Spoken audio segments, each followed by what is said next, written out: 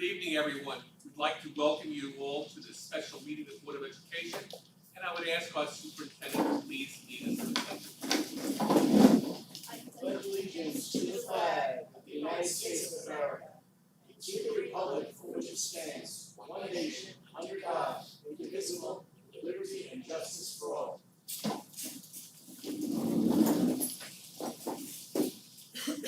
Item 2 is changes in the meeting agenda. There are none.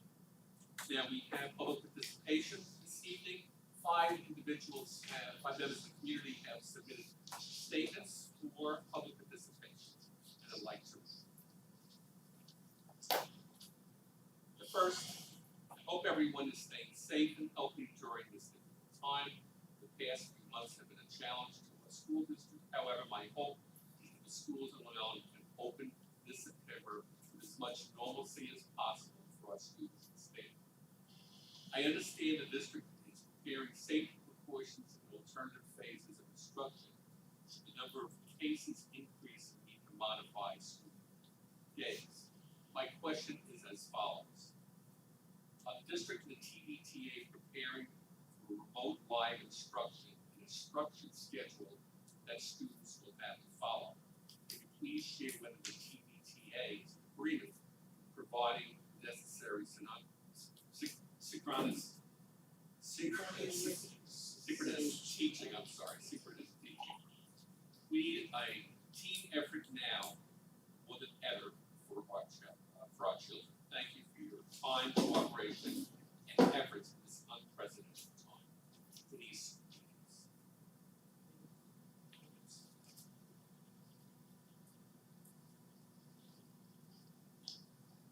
There is a governance on reopening school task force, which has a number of subcommittees. There are 9 in total, and the committee on instruction and scheduling is looking at different kinds of synchronous and asynchronous learning. At this point, it's as I said, it's almost like navigating in the proverbial dark, because our governor at this point and SED have not given us any guidelines as to what the fall may look like, whether we will be going back full time, whether we will have a hybrid model, or whether we will be doing remote instruction. As the committees meet, we are looking at 3 different models of preparation. The other situation could be where we do go back and then are pulled out of school like we did in March of this year and need to be prepared to implement any number of different options. We are looking at what worked well for us and what didn't work well for us. We're in the process of creating surveys which will go to the parents and to staff to garner the information that is necessary so we can quantify some of these, the feedback and provide moving forward what is in the best interest of our students and our community. But are there I understand absolutely that we don't know what we're gonna, what reopening is gonna look like. But are there foundational principles that in any case we can pretty much bank on the fact that it's not gonna be, hey, everyone come on in and it's just gonna be back to normal? Are there foundational principles like the establishment of certain minimum standards across all grades and the delivery of synchronous instruction? Those are you Like talking? is that sort of something that's something that the committees are definitely looking at, especially the instructional committee would be putting those guidelines in place to make sure that we are reaching all of the students. Elementary could look very, very different than it would look at secondary, and primarily because we're talking about independent versus dependent learners. So in a hybrid model, Jonathan, if let's say half the students could be in school at one time, what that would look like at the elementary level might be significantly different than what would look like at the secondary level, because parents would probably have to be guiding their children. So we would look at perhaps one of the thoughts that has been discussed, and again, we're still in the primary stages of this, is that at an elementary level, it could look as though if you have half the students in an A week, the students on B week might be getting some specials such as health and library, reading, AIS support, other kinds of pullouts, and we've minimized the pullouts when the students are in school and focus on the core instructional areas. So that it wouldn't be as much of a burden on parents when they're home with their children. Looking at video conferencing and some of those kinds of things for the younger children. So synchronous instruction though is a maybe? Is live. Well, synchronous instruction Wait, what did I say? Did I say asynchronous? No, you said Oh, synchronous, synchronous, yeah. right. So live instruction would be something that we would most definitely be looking at the secondary level Okay. when students are not in school. Okay. Again, as we said for elementary, it becomes much more Yes. difficult and challenging because parents would have to be with their children to help guide them, especially the younger children who really are not at a level of independence in their learning. I think that having gone through it with my kids at home during this period, I know that keeping some semblance of a schedule was really hard, and that's really feedback I got from so many people I know. And that's the feedback that we're gonna be looking for as we go forward. We do believe, especially at the secondary level, there needs to be greater structure and probably more flexibility at the elementary level to accommodate the parents. My and brother as they're lives in learning. Westchester, and they had started, very early on, they had started where they were even taking attendance and everything. Early on last year, they jumped right into it. And, I know that different districts have moved at different speeds, but I'm just sort of wondering what direction we're heading and what's a principle that's really something that we're absolutely looking for. Are we looking for a situation where kids do have to be someplace at a certain time? That is definitely one of the considerations that we That's have. Okay. Right, but I don't know anything about the committee, Jeff. I don't know what the committee's about. We just even broke down the subcommittee to subcommittees Right. for secondary and for elementary. So we're meeting for the first time this week for, we all split different committees, so. Yeah, but you see, that's the first I've heard of that. I didn't know that. I don't know, how do I find that out? How was I to know that?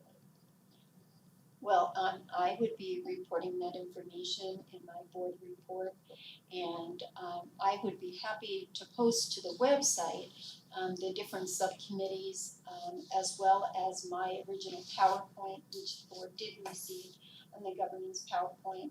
At this point, last meeting that we had of the governance committee, where everybody came together, it was reporting out from the different 9 subcommittees.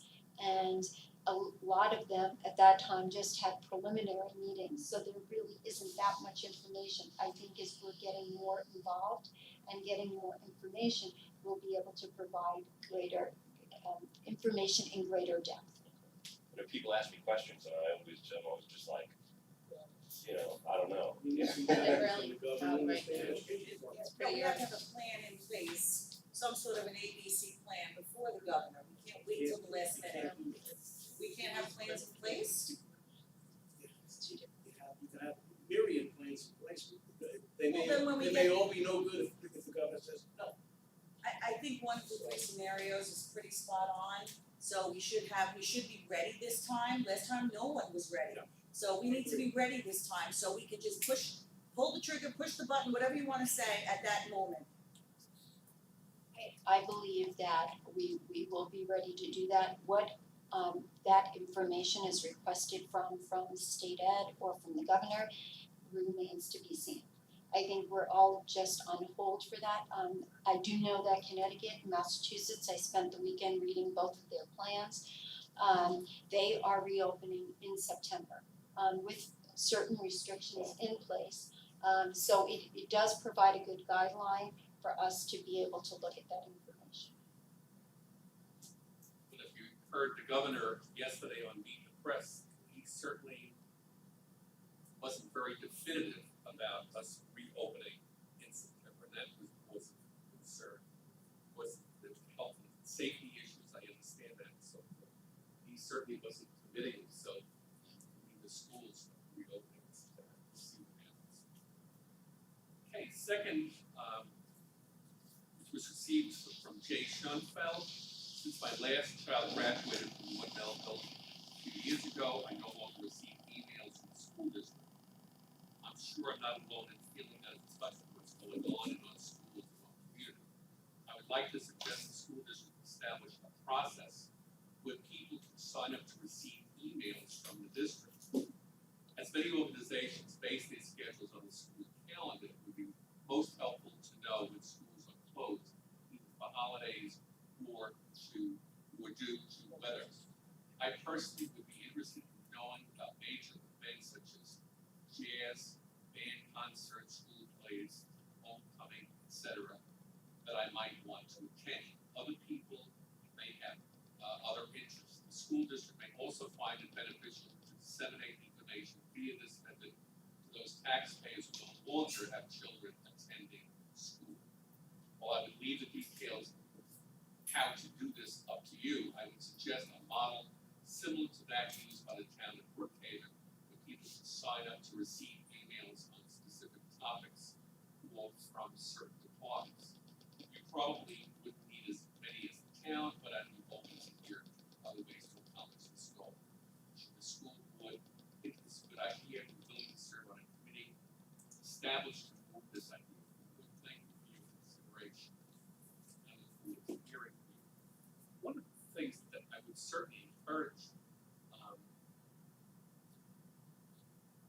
anybody who doesn't have children in the school who might not be aware of what's going on, to look at the district website. There's so much information there that would give information about the various activities and so forth. The calendar would be there and so forth. Any other? Yeah, I also wanna say that when school is closed, probably before the school messenger goes out, that information is posted to the district website. That probably goes up even before the school messenger cycles through and giving that information out. Plus, any resident who's unable to pick up a calendar or doesn't wish to go to the district website, we would mail a calendar home to them. When we're talking about concerts, that information sometimes goes out from the building principal, sometimes it would go out from Mr. Polera, but it wouldn't necessarily be that the school district is pushing out information on concerts and those kinds of things. Everything is listed in the school calendar, and if something does get changed on the school calendar, we do post that information directly to the district website. I just have a question. I had actually, weeks ago, a parent contact me whose child graduated early and stopped receiving emails. So maybe, but they're still going, or would have, if COVID didn't arise, would have participated in all of the end of the year activities and had no information coming. So I think something like that, any students that graduate early, they should stay on the list or whatever you call it. So they should be. We probably could do that on the email system. We do have to stop them in Infinite Campus, Deanna. The reason being is because it's attendance taking, and what would happen is the student would be being marked absent. So that's why the student is disenrolled once they graduate. However, we could see if we could keep them on the messenger call. Yeah, definitely, because that's, they're asking me for information, everyone else receives emails. I will talk to you. And if they'd like to get even more specific as far as the different schools, they can go to the main webpage, they can click on the different school, and it will give them month by month all of the different activities that are going on in the schools themselves. And if they have questions, they can call the building and find out if, they can purchase tickets to a show or to a concert or whatever. I think people tend not to visit webs. I think people are looking more for a push information. I don't think people really go to, our website is tricky too, it's not so clean. But I think as Vinny has stated, with regard to the individual buildings, their information is more detailed. But our calendar is extremely detailed, and Exactly. anything that changes on the calendar would be posted. This statement is from David Tracy. Good evening, Board of Education members of the viewing public. I would like to know if this board intends on implementing any future changes to protect the integrity of our school system against issues of nepotism, favoritism, and conflicts of interest. Learn to pronounce. Nepotism, noun, practice among those with power or influence of favoring relatives or friends, especially by giving them jobs. Learn to pronounce. Favoritism, noun, the practice of giving unfair preferential treatment to one person or group at the expense of another. Conflict of interest, noun, situation in which a person is in position to derive personal benefit from actions or decisions made in their official capacity. Lastly, I would like to know if this board and administration intend to come to some agreement to limit, freeze, or reduce salary increases, such as the Elwood School District has recently done. Thank you for your time. I don't think, so far as freezing salaries, I'm not aware of, anything obviously that we have not initiated that, we're following contracts.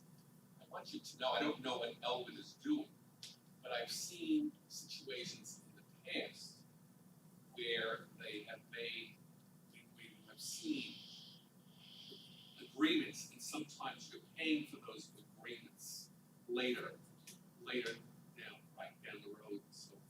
And again, I'm not saying that that's what happened, but I just don't know. Any other comments?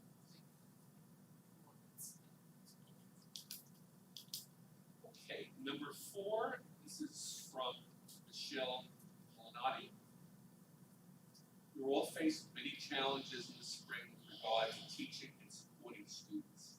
In speaking with many family and friends that are in and out of state, public and private schools, online teaching through Zoom seemed to be effective and offered students some structure.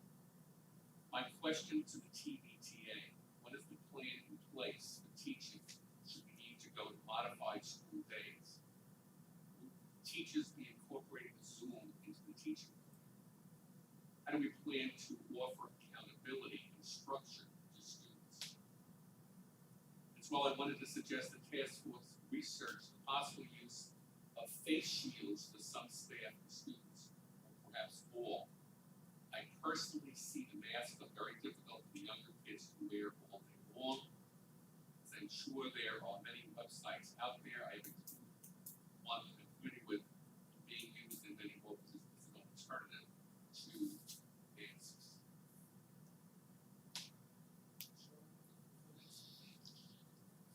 Our district uses the Google platform as opposed to Zoom, which really does much of the same. And so we are very heavily invested in professional development and also in our Google Classroom. So we would be continuing to use Google. Google Meet would do the same thing as Zoom, and Google Hangouts. So we would stick with that format as we've been doing so much professional development with our teachers, and that will continue through the summer and before the start of school. With regard to looking at masks and shields, there is a committee that is definitely looking at all options of PPE materials. As you may or may not be aware, masks at this point with our ESY program and all camp programs, as from the CDC and DOH, are not required for students. They are required for adults. They're encouraged for students, but there are certain students with medical difficulties or special needs populations that may not be able to wear masks. But we are looking at clear masks. We are also looking at the shields, especially for speech pathology and other areas as well. And our last statement is from Dr. Barbara Rosati. Good evening. With the end of the academic year, parents are left with many questions regarding instruction in the fall, which will almost certainly need to include a remote component. A reopening task force has been formed, but no information on its composition, meeting schedule, and minutes have been provided to the community. The main doubt is whether we will again experience the chaotic implementation we had during the shutdown. Instead of getting better, remote instruction became worse as the year progressed.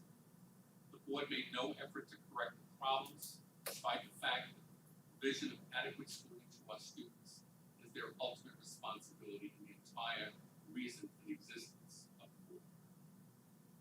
When announcing the cancellation of finals, the district said the extra time would be used to provide additional instruction for the students to catch up.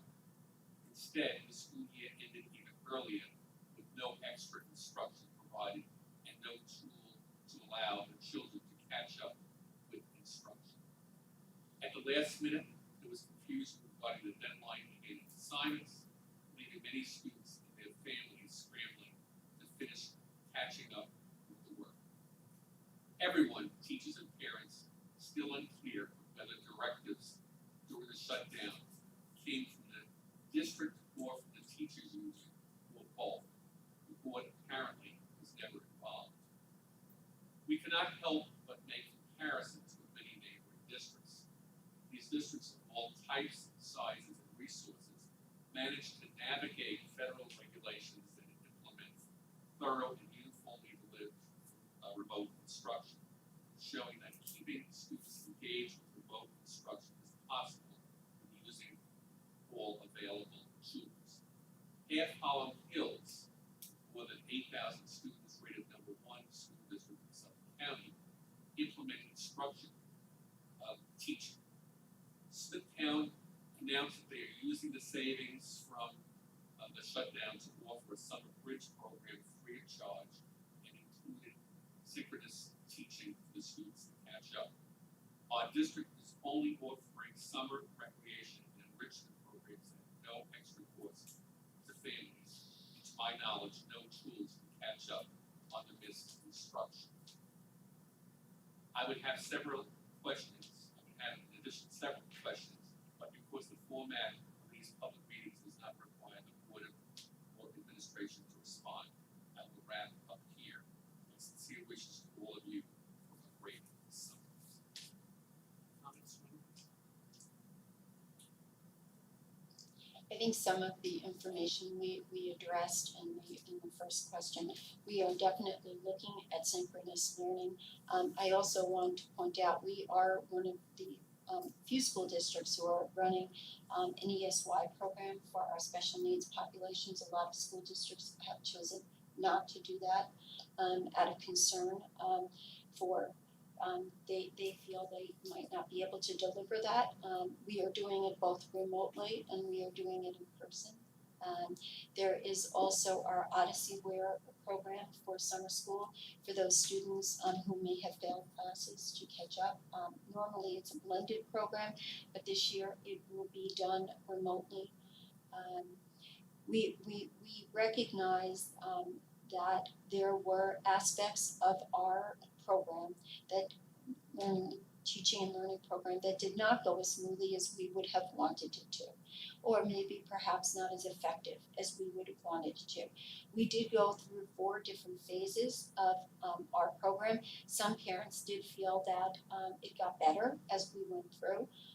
Others may have felt differently, but I think now that we have much more insight and a better idea, I think we will do a very good job moving forward. I have full confidence. So the whole phenomenon of students slipping back during the summer is kind of well established, and is in this year it's obviously going to be even worse. Is that something that's being looked at within these committees? yes, that is definitely being looked at, as well as assessing students when we see them in September. And I think when I say we, I'm saying the collective we as educators feel that it is so critical for us to be back in September, because students are starting with new teachers who don't know who they are. And when we went out in March, they've had time to be with their teachers who are able to assess their learning styles and their needs. But in September, if we don't have that opportunity to meet with those students, it's going to make that so much significantly more difficult for us to be able to do. So it is so important, and that's why we're looking at following all CDC and DOH guidelines in the hopes that we can come back and at least for a period of time to get to know those students. Turning now to items for board action. A, the reappointment of our superintendent for the period from July 1st, 2020 through August 31st, 2020. May I have a motion? Dr. Kerman, Mrs. Gish, all in favor? Opposed? Abstention? Motion passes unanimously. Now, Just one thing I want to point out on that, just make a correction, there's a disagreement between the words and the number in the salary. In words, it says $325,000, and the number is $334,750.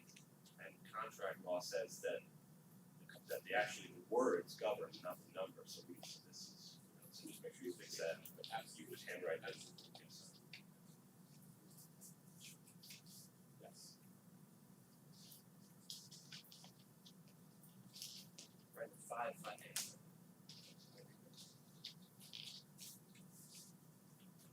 Last one.